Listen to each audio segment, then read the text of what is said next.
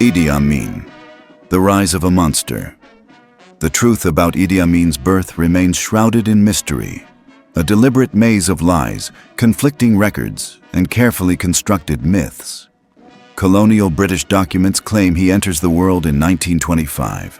Amin himself insists during a 1972 interview that he arrives in 1926 in Koboko, a remote town in Uganda's West Nile district, where three borders converge: Uganda, Congo, and Sudan.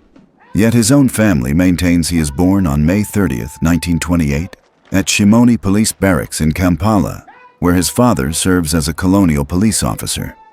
What we do know is this: by 1941, young Amin enrolls in an Islamic school in Bombo.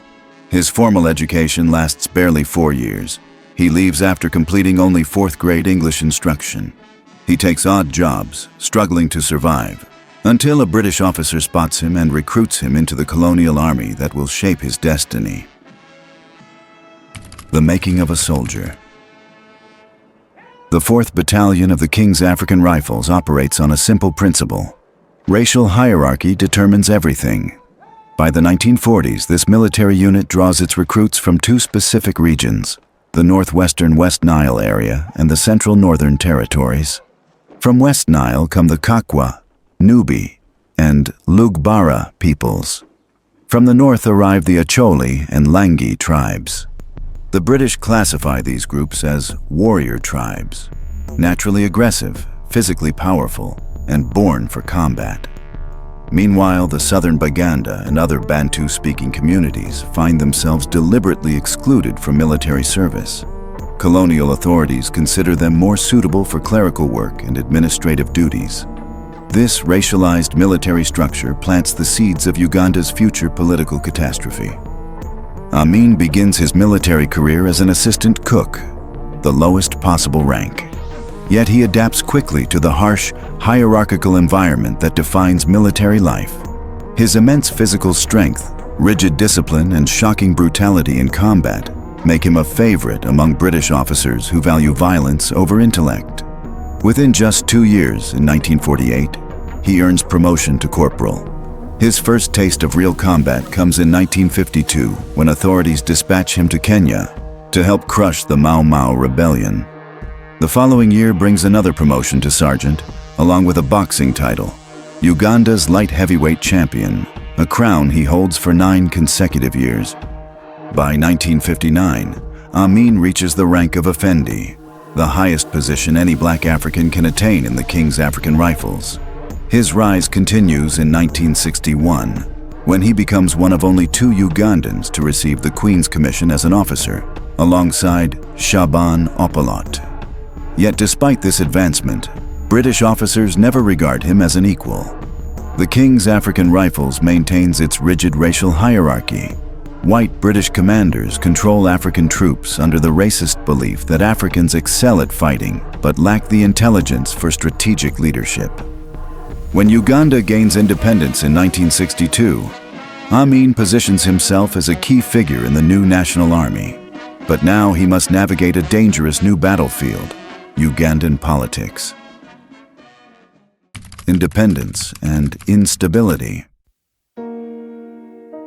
October 9, 1962 marks Uganda's formal independence from Britain, yet the transition from colonial rule crawls forward slowly and incompletely.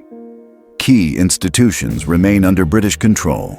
The police, judiciary, and the newly renamed Uganda Rifles still answer to white officers.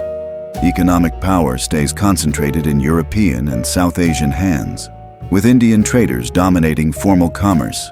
The army continues functioning exactly as before, with African soldiers still following orders from British commanders. However, growing pressure mounts to Africanize the military, and Amin stands perfectly positioned to exploit this transition. While the military structure remains largely unchanged, the political landscape erupts in chaos. Uganda's nationalist movement never achieves unity. Deep divisions along ethnic and religious lines tear it apart. The Baganda, Uganda's most powerful ethnic group, fight to maintain their traditional autonomy within the new nation. From these shifting alliances emerges Milton Obote as the era's most significant political figure. Born in 1925 in Lango, northern Uganda, Obote comes from a chiefly family and receives education at Makerere University. When the British refused to allow him overseas study, claiming foreign education would not make him useful to Uganda, he moves to Kenya and works as a clerk on a sugar plantation. Obote's political career accelerates after authorities arrest and detain him for assisting Mau Mau fighters. Following his release in 1957, he returns to Uganda and joins the Ugandan National Congress, quickly gaining influence. In 1958, he wins election to the Legislative Council, becoming one of the few northern politicians to earn respect from Uganda leaders by recognizing their historical identity and monarchical significance. By 1960, Obote takes control of the UNC and transforms it into the Uganda People's Congress. In a strategic political maneuver, he allies with Kabaka Yeka, the monarchist party of Buganda, to challenge the Catholic-dominated Democratic Party in the 1962 independence elections. The UPC-KY alliance secures a narrow UPC victory, allowing Obote to become prime minister while Kabaka Mutesa II assumes the ceremonial presidency. However, tensions simmer beneath the surface. The Buganda elite seeks greater autonomy, while Obote commits to centralizing power in a unitary Ugandan state. These competing visions soon explode into major political crisis. The mutiny that changes everything. Across East Africa, African soldiers feel that independence has betrayed their expectations, particularly regarding pay and promotions. By early January 1964, frustration boils over into full-scale mutiny in Tanganyika, Kenya, and Uganda. The uprising begins in Tanganyika, independent since 1961. Inspired by their success, soldiers in Kenya and Uganda defy orders. In Uganda, tensions have been mounting for weeks, but after witnessing their Tanganyikan counterparts succeed, African soldiers at Jinja barracks openly revolt.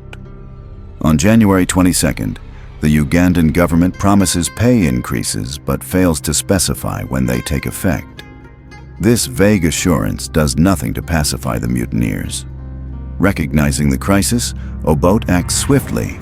He deploys loyal regiments to northern Uganda, preventing the mutiny's spread, and sends Regional Affairs Minister Cuthbert Obwangor to negotiate at Jinja barracks. After Obwangor's departure, tensions escalate until Major Idi Amin, through persuasion and tactical maneuvering, convinces the mutineers to return to their quarters temporarily. The situation remains explosive. With limited options, Obote formally requests British military intervention. The response comes immediately. On January 23rd night, British authorities in Nairobi dispatch 7 cargo planes carrying 400 troops to Uganda. By 10:45 p.m., they land at Entebbe Airport under orders to restore internal security. They secure key installations and advance toward Jinja barracks under Obote's command. On January 25th, before dawn, British forces launch a surprise raid, catching the mutinous soldiers off guard and forcing their surrender. Obote initiates a military purge, removing officers he distrusts and concentrating power among northern soldiers. This decision deepens ethnic divisions in the Ugandan army, fueling resentment among southern Ugandans, particularly Buganda people who find themselves increasingly marginalized.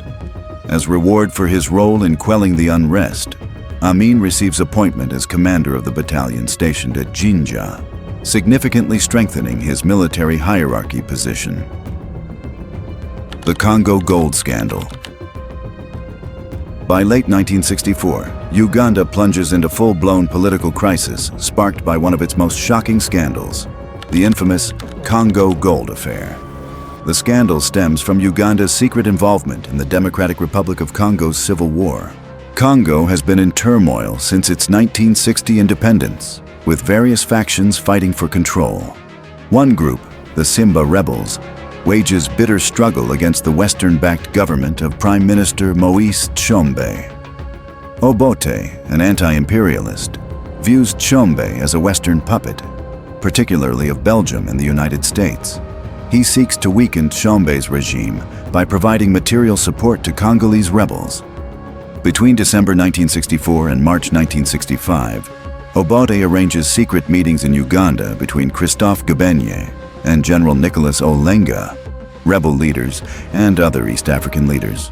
The rebels need weapons but lack conventional funding.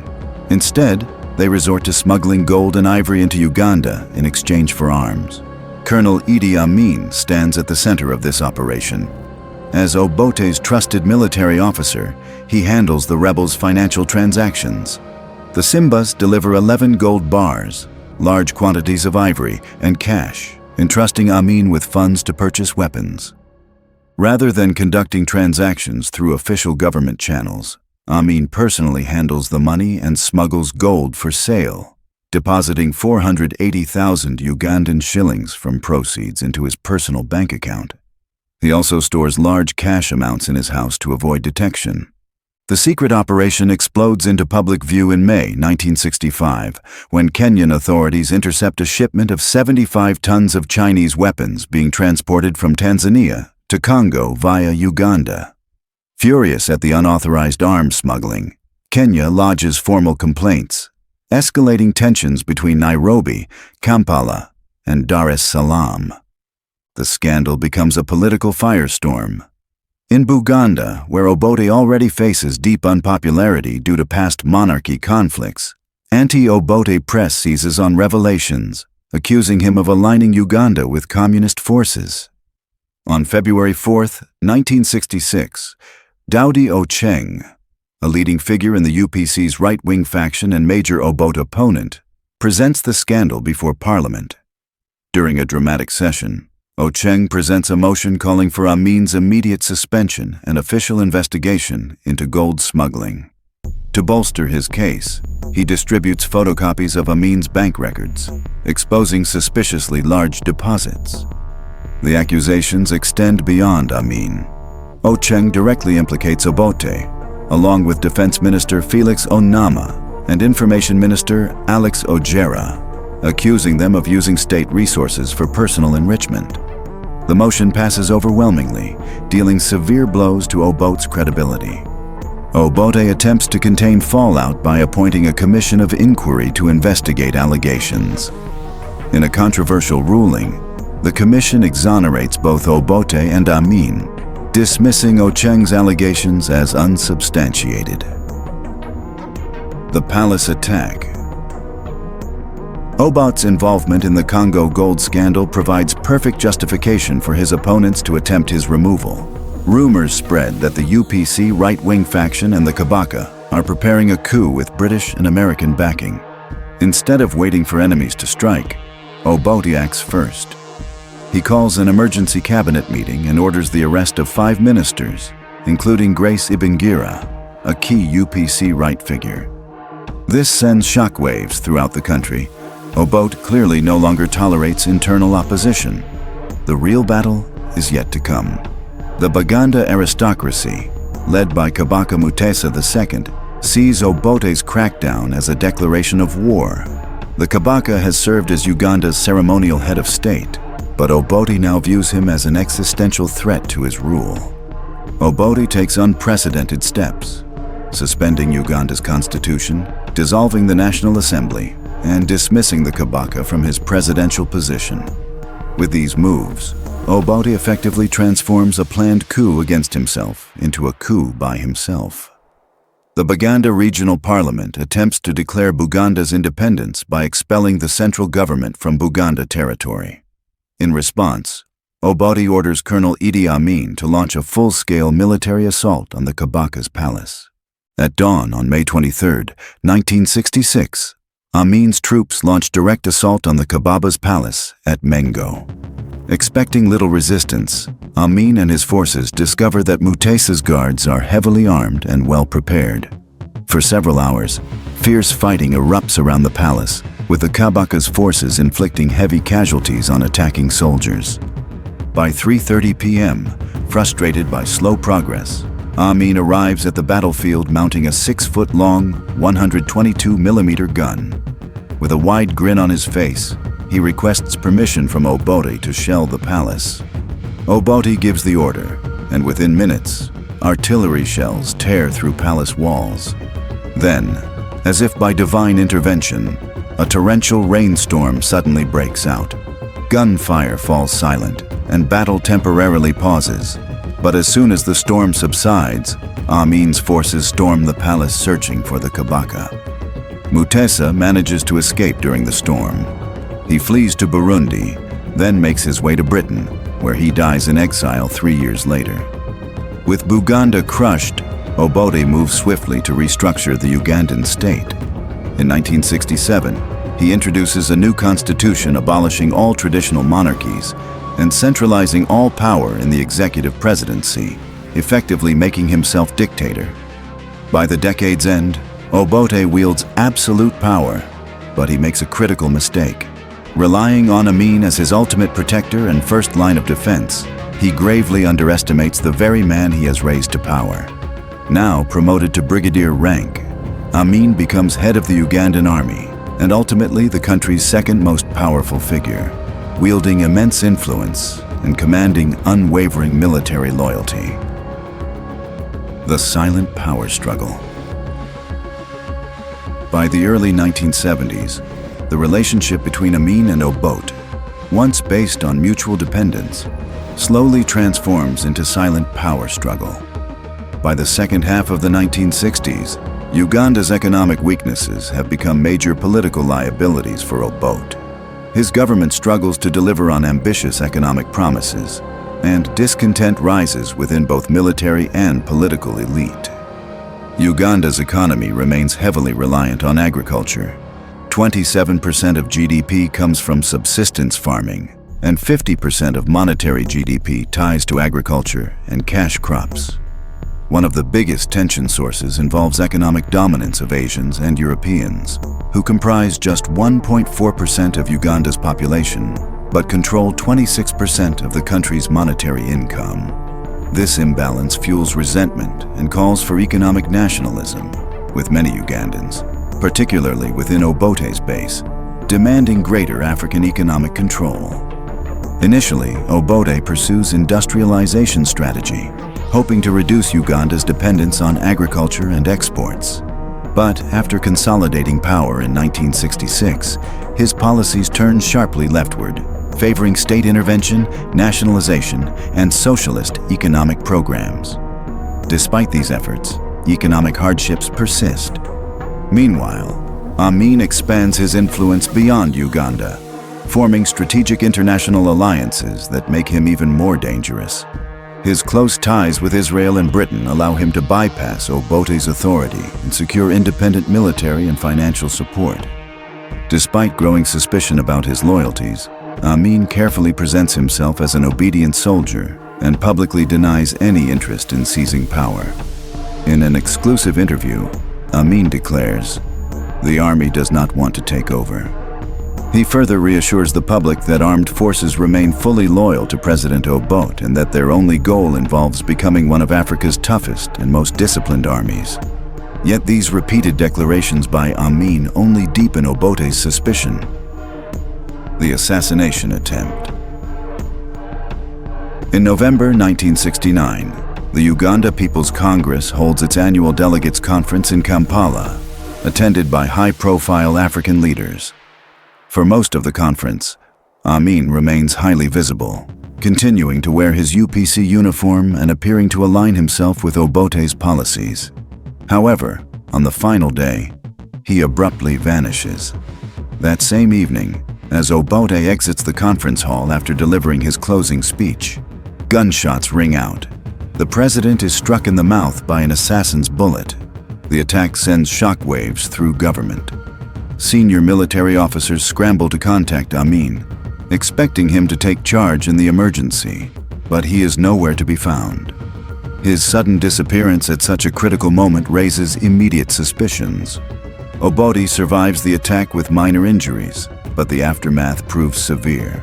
Police, under intense pressure to find culprits, conduct an investigation that soon points to Benedicto Kiwanuka, leader of the Democratic Party.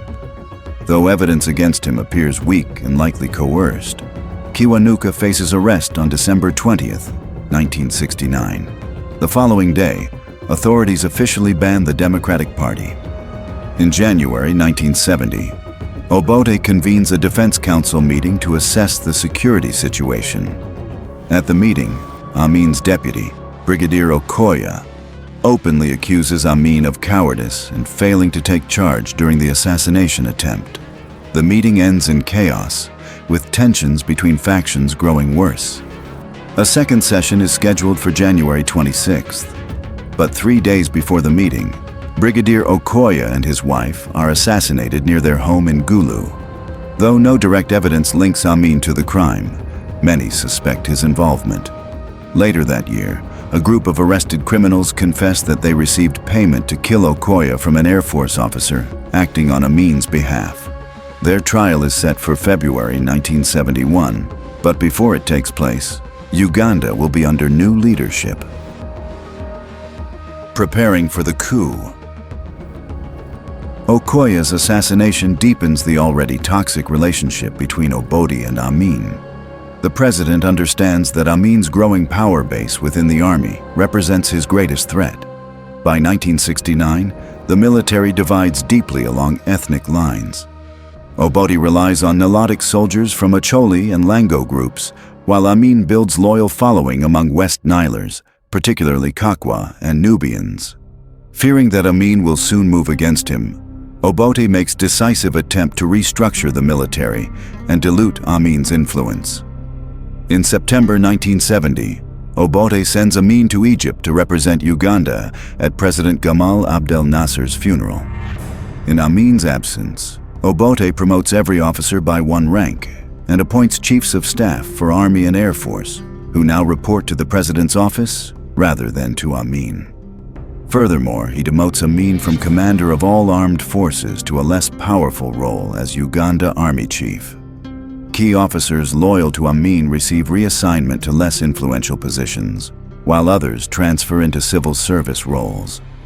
By the time Amin returns to Uganda, the damage has been done. His authority has been deliberately weakened. Sensing his arrest is imminent, he becomes deeply paranoid and surrounds himself with trusted security personnel.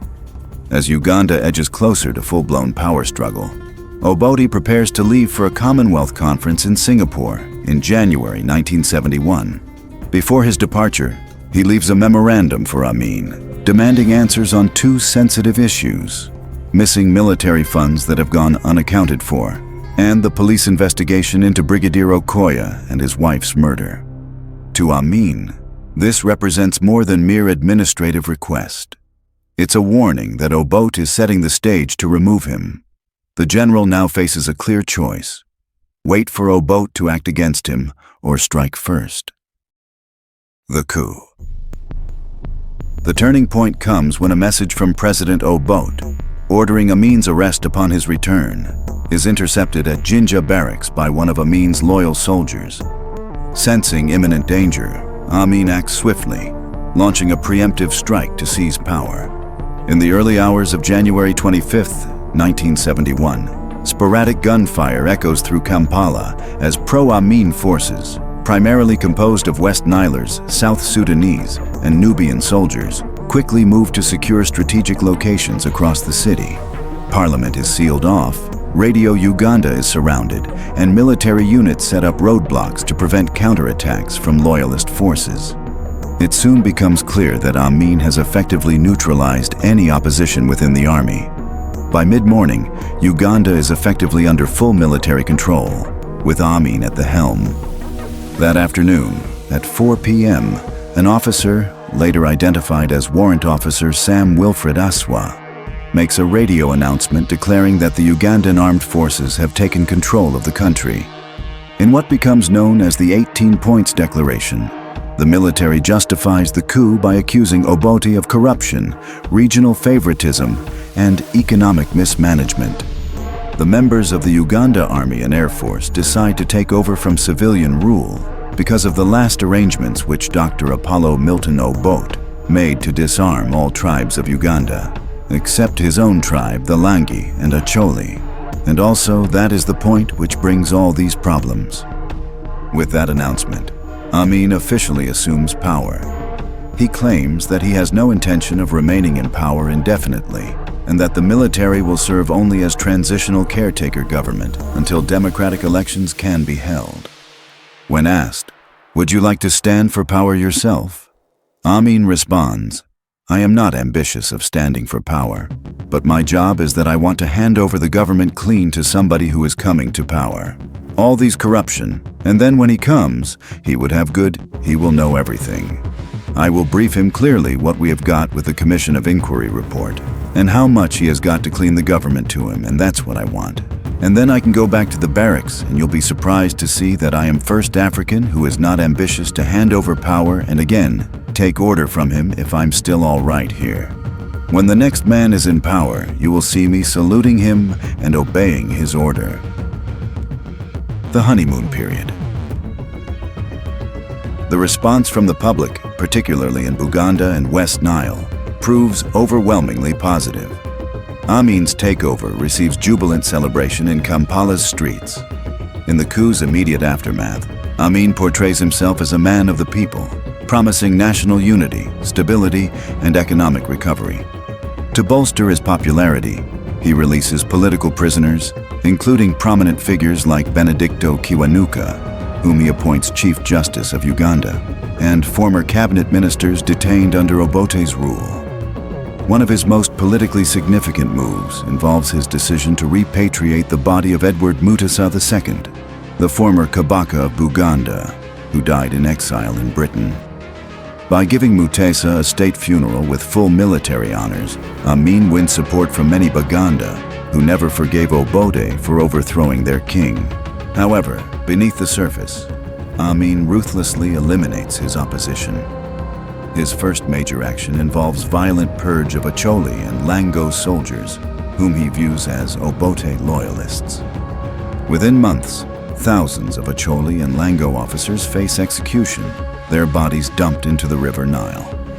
By the end of 1971, the Ugandan army loses a significant portion of its trained officers, forcing Amin to launch mass recruitment drives.